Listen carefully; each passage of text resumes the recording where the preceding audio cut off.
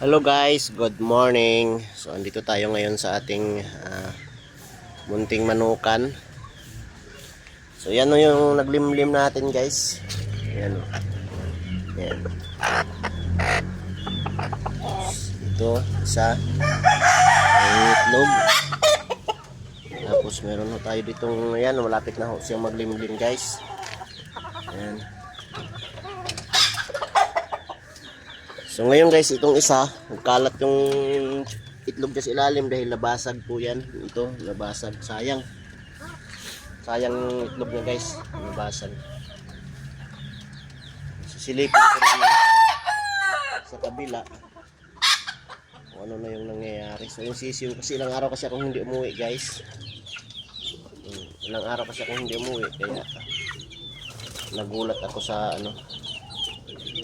sa mga pangyayari.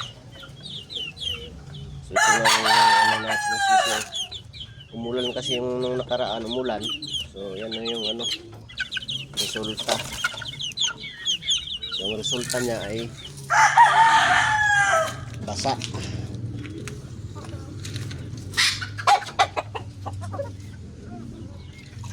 Basa siya sa tubig.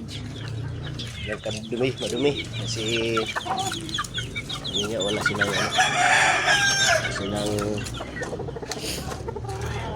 sila nasilong kaagad guys. Kaya yun, kailangan kasi maisilong kaagad ito kapag umuulan para hindi umano sa tubig.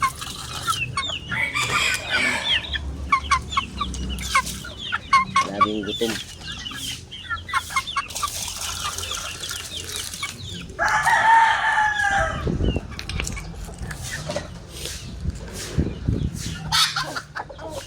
Limlim po yan.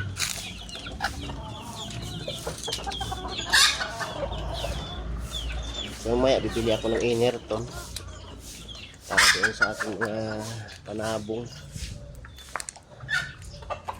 Ayun guys, oh.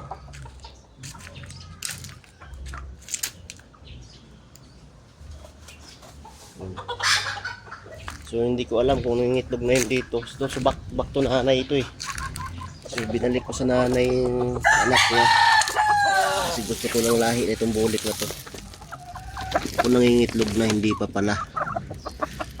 So hindi pa siya nangingitlog guys.